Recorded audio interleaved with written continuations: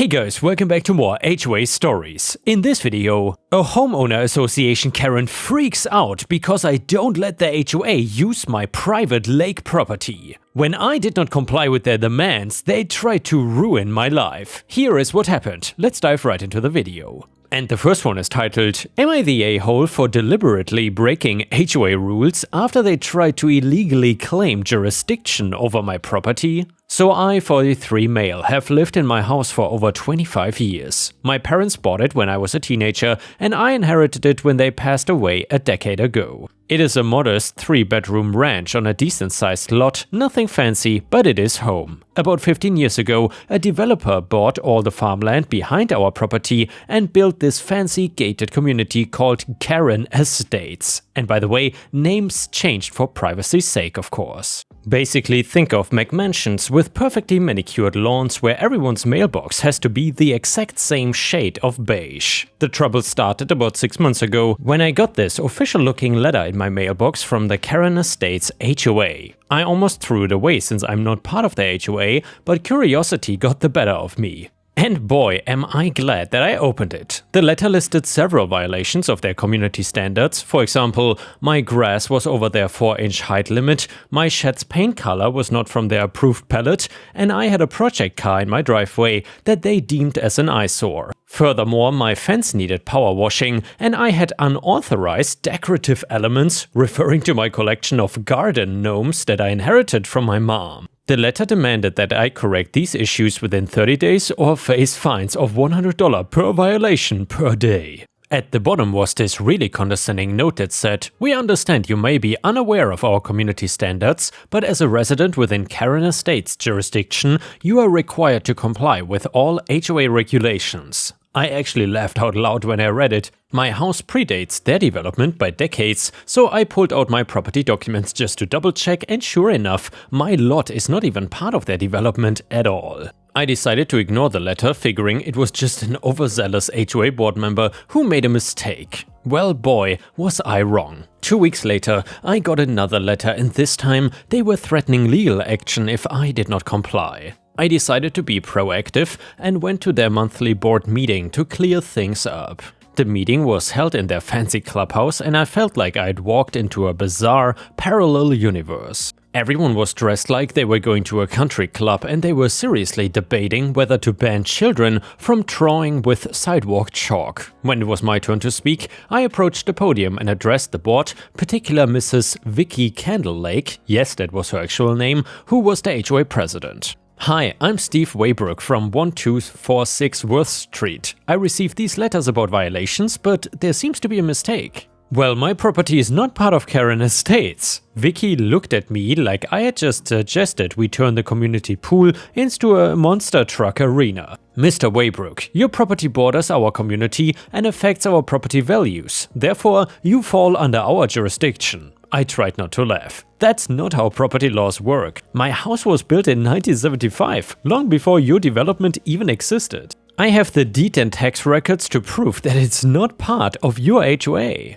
"Well," Vicky said, shuffling some papers importantly, "we have recently expanded our jurisdiction to include all properties that impact our community's aesthetic appeal. Our lawyer has assured us this is perfectly legal." I raised an eyebrow. Could I speak with this lawyer? "He's not present tonight," she replied curtly, "but rest assured we have the authority to enforce our standards on your property. You got 2 weeks to comply before we begin assessing fines." I decided to try one more time. "Look, I understand you want to maintain certain standards, but you literally have no authority over my property. None. Zero. I'm not a member of your HOA and I never signed any agreements with you, and you cannot just decide to extend your jurisdiction to my property because you don't like my garden gnomes." "Mr. Waybrook," Vicky said with this incredibly condescending smile, "perhaps you don't understand how property values work. Your unusual decorating choices and lack of proper maintenance are affecting all of our home values. We cannot allow that to continue." Well, I replied, gathering my things, I guess I will see you in court then. A week later, I got a certified letter from their lawyer threatening to put a lien on my house if I did not pay $3,400 in accumulated fines. And that is when I decided to get serious. I contacted a real estate attorney named Natasha Sakini, who specialized in HOA disputes. When I showed her the letters and explained the situation, she actually got excited. "This is what we call an ultra-virus action," she explained. "They are acting completely outside their legal authority. Not only can we get these fines dismissed, but we can probably sue them for harassment and legal fees." So while we prepared our legal response, the HOA escalated their campaign. They started taking daily photos of my property and leaving violation notices on my door. One day I even caught Vicky actually measuring my grass with a ruler.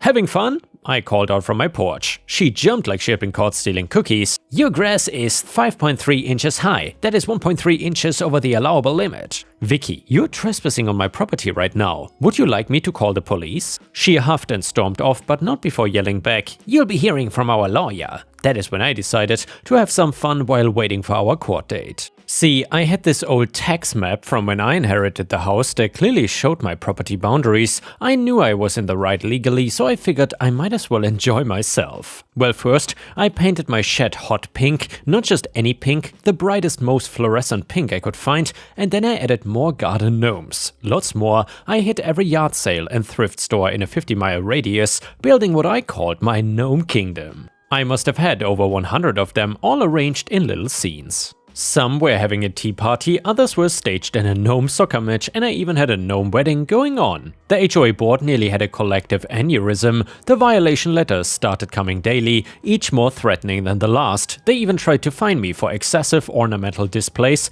and unauthorized structural color choices. Then I added the piece de resistance, a 15-foot inflatable dragon on my roof. It was left over from Halloween, but I decided it needed to be a year-round guardian of the Gnome Kingdom. I named him Spike. Anyway, Vicky actually came to my door crying about that one. "Please," she begged. "The children in the neighborhood are scared of it." "Really?" I replied, because I've had dozens of kids and parents stop by to take pictures with Spike and the gnomes. One family even said it's the highlight of their daily walk. Finally though, our court date arrived. I walked into the courthouse with Natasha, my lawyer, carrying a folder full of documentation, the original deed tax maps, property surveys, and dozens of photos documenting the HOA's harassment. The HOA's lawyer tried to argue that their jurisdiction extended to any property that could impact their home values, but the judge, an older woman with reading glasses perched on the end of her nose, let him finish his argument before speaking. "Counselor," she said, "are you suggesting that a private organization can unilaterally extend its authority over properties that existed before its formation without any agreement or consent from the property owners?" "Your Honor, we have precedent." "I would very much like to see that precedent," the judge interrupted, because in my 20 years on the bench, I've never heard of an HOA successfully claiming jurisdiction over pre-existing properties without any contractual agreement. The HOA's lawyer fumbled through his papers but could not produce any actual precedent. Meanwhile, Natasha presented our evidence methodically, including documentation of the HOA board members repeatedly trespassing on my property. The judge's ruling was better than I could have hoped for. Not only did she dismiss all their fines and claims of authority, but she also ordered the HOA to pay all my legal fees, issued an injunction preventing them from sending me any more violation notices, and found them liable for harassment. Furthermore, ordered them to pay damages for emotional distress and trespassing. The total came to just over $42,000. The best part though, when Vicky tried to argue about the damages, the judge cut her off. "Mrs. Candlelake, you and your board members repeatedly trespassed on private property, attempted to extort money through invalid fines, and harassed a property owner who was never under your jurisdiction. Consider yourself lucky I'm not referring this for criminal charges." After the ruling, I used some of the settlement money to add landscaping lighting to my gnome kingdom and gave Spike the Dragon some company. I found a 12-foot inflatable unicorn on clearance. The HOA had to hold an emergency meeting to raise their dues to pay the settlement. I heard through the grapevine though that several board members, including Vicky, were forced to resign. The new HOA board seems much more reasonable. They even invited me to their community barbecue last weekend. I declined though. I know some people might think that I went too far with the gnomes and the inflatables, but I feel like they needed to learn that they cannot just bully people into compliance. My property, my rules. So all in all, Reddit, am I the a-hole for taking it this far? And yeah, Ripe Stars, let me know in the comments what you think about this one. Do you think OP did too much or did he do the right thing? I would say OP is a hero, he did everything right. Anyway, someone on Reddit said, NTA, you didn't just stand up for yourself, you stood up for everyone who's ever been bullied by an HOA that overstepped their authority. The fact that you did it with style and gnomes just makes it better. Comment number 2, not the a-hole, lawyer here. What they tried to do was completely illegal. They essentially attempted to steal your property rights through intimidation, and your response was both legal and hilarious. Comment number 3, not the a-hole. I serve on my HOA board and what they did was absolutely insane. HOAs have specific legal boundaries for a reason. You cannot just decide to extend your authority because you don't like someone's decorating choices. And now we got an update to the story that reads like this. The story has blown up more than I expected. To answer some more common questions, yes, Spike the Dragon and his unicorn friend are still proudly guarding the Gnome Kingdom. Several neighbors from the HOA have secretly told me that they love the display and are glad that someone finally stood up to the old board. Also, property values in the area have actually gone up since this happened. Take that, Vicky. In addition, the new HOA board sent me a formal written apology. I'm using part of the settlement money to add a koi pond to the Gnome Kingdom. Seriously, the gnomes need a waterfront property. And the next one is titled, Old Karen loses it when I don't let the HOA use my lake property. So I never lived in an HOA, but I do live next to one. And if I had the choice to never live near one again, I would take it. Well, about 5 years ago, I was looking for a new house and I wanted something not too far out from the city. But I did not want to live in a suburb. I travel for work, so I wanted the place to be somewhere I could just relax. I did not want to go too far out in the country, so I spent a good few months looking for the happy medium between space and society. I found a beautiful house with a large forest on one side and a lake that leads to a small neighborhood on the other. The price was not too bad since I figured part of the forest was on the property, so it would be a bit more expensive. I really liked that it was near a lake because I fish in my spare time, so seeing that made me imagine what it would be like to live right next to a community lake. What I didn't realize though, until I went to see the house, was that the lake was part of the property. And it was larger than I thought it was. I enjoy kayaking as well, so it was just large enough that I could get a boat out on it and do laps. I never signed a contract so fast. Closing took another few months, but it was well worth the wait when I got to my new home and admired the lake that came with it. Of course, when I first moved in, it was the tail end of fall, so I was gonna have to wait until spring to properly use it. Now, the neighborhood that was near the lake was an HOA. I was not expecting them to cause any trouble since my house was separate enough from the neighborhood. I did not get any flyers asking me to join or welcome packets being dropped into my mailbox, so I thought I was in the clear. But they found a way. It was a Saturday, one of the few free days I had that I wasn't traveling, and I was out by the lake fishing. It was one of the first days of summer, the heat finally settling in, the air was warm, not muggy, and I was sitting on one of the lake's banks dipping my toes into the water. The fish were not too keen on grabbing bait, but I was fine with just sitting and taking in the sunshine. The sounds of the birds from the nearby forest echoed over the lake. The sound of splashes from the ripples I made with my feet soothing. I thought that the day was gonna end up being perfect until I heard new sounds coming from behind me. I heard the sound of footsteps and talking from behind where I was sitting, and I turned to see a large group of people standing near the lake. They were dressed in bathing suits, carrying blow-up inner tubes, picnic baskets, and beach umbrellas. I remember thinking, huh? Now, why would a group of people just come up to someone else's place looking like that? Well, it was not until an older woman, gonna call her Karen, all but tried to bend over a gate to unlatch it, that I got up from my seat. The lake does have a wooden fence around it with a locked gate that is closer to my house, so it seemed clear that only certain people could access it. At least I thought it seemed clear. I had noticed when I arrived at the property for a tour that the gate had been unlocked, but I figured that was because the realtor had done it. Looking back, I'm sure that people from the HOA were just letting themselves into the gate whenever they wanted to. Karen was nearly folded in half over the wood when I got up to the gate. She was wearing sunglasses and a wide smile along with a long sundress when she straightened up to see me. Karen, oh hello, I didn't expect someone to get here before us. Can you undo the lock on the gate? It's usually never locked. Me, I'm sorry, but who are you? Karen, I'm Karen, and me and the group here are from the HOA. We are here for our annual lake day. Me, yeah, I'm not letting you on my property. This lake is mine.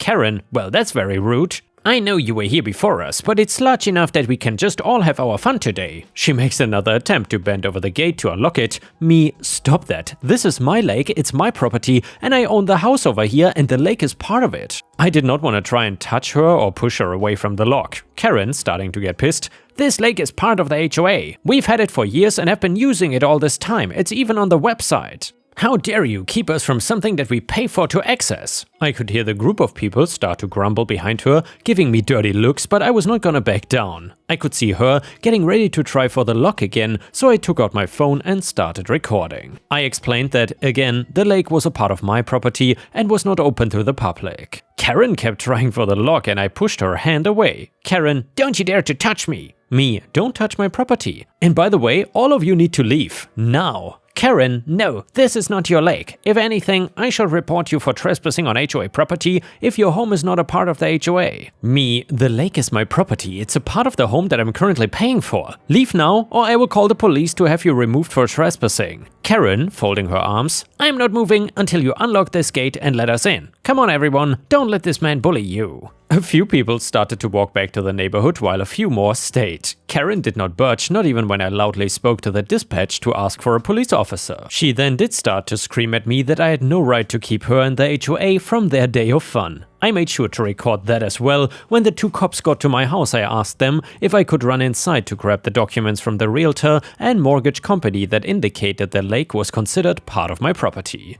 They did, and after I showed them and a dumbfounded Karen, they escorted the group off of my property and made sure that they got back to the HOA. What Karen had said about the lake being public for the HOA's use made me curious, so I looked up the website of the HOA. It turns out the lake had apparently been the key highlight of the HOA for close to 6 years. The first thing I did was check with the realtor to see if they could get more information from the previous owner of the house. The second thing I did was scan my property documents and attach them to an email to the HOA, letting them know that they had false information on their website and they needed to remove it immediately. As for Karen's video, I shared it with a few people on social media and apparently it got very popular. Not in the viral status, but enough that a few people from the HOA that had left before the cops came dropped messages in my inbox apologizing for Karen's behavior. It was spread around the local community and I'm sure that Karen probably saw it. It took about a week before anyone got back to me about my calls or emails, and the first reply I got back was from the former owner of the house. She claimed that she did not use the lake, so when she began noticing people from the HOA walking around it, she unlocked the gate to let them in. She apologized for not telling me since she didn't know that I was going to be using the lake for fishing and kayaking. The next response I got was from the HOA and they were deeply apologetic and let me know that they removed all mention of the lake from their website and from other forms of media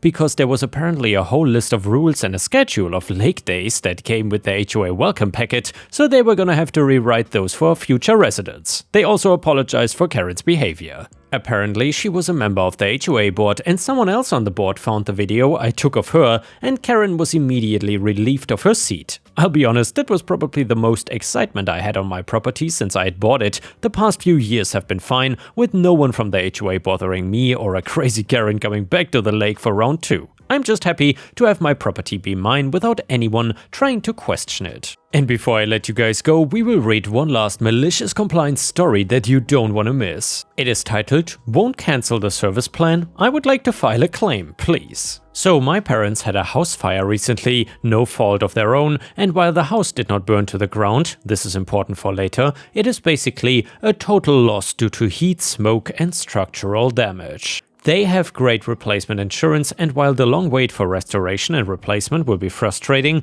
they are in as good of a situation as one could hope for. They also have one of those appliance service plans where they pay monthly. If any covered appliance is not working properly, the service company will send someone out to troubleshoot, repair, and if it cannot be repaired, it will get replaced. My parents have the total coverage plan, including everything from kitchen to laundry to the freezer chest and mudroom fridge. And by the way, what is a mudroom fridge? I've never heard of that before. Anyway, since the house is uninhabitable, they called to cancel the service and ask about prorating this month. My mom explains the situation and the rep on the phone says sorry, they cannot prorate this month, nor can they cancel the service for the next payment cycle. Even though they are in the middle of this payment cycle, and basically it will be 45 more days of paying for coverage. My mom states that they are dealing with the stress of a house fire and living in short-term housing.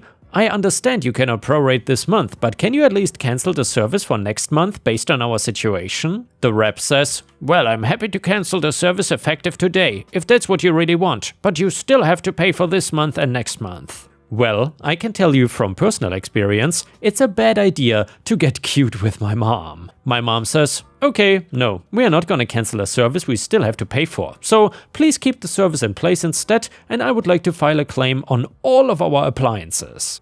There is a pause, and then the rep says, you cannot do that on appliances destroyed by fire. My mom says, oh no, the house was damaged but the appliances were not destroyed. Since this plan is effective through next month, please start a claim to send a service rep out to the house for all of our covered appliances and do any repairs or replacements as needed. There is another pause and the rep asks her to hold. A few minutes later, a supervisor gets on the line and says that due to the circumstances they are happy to make an exception to cancel coverage early if she would like. Yes, thank you. And for anyone thinking my parents should have seen the MC through to the end, well, they got what they initially asked for, and to do so would have foregone personal benefit for spite, since the appliances will be covered by home insurance anyway. And I would very much appreciate if you could subscribe to the channel. Thank you so much, and I will see you again tomorrow.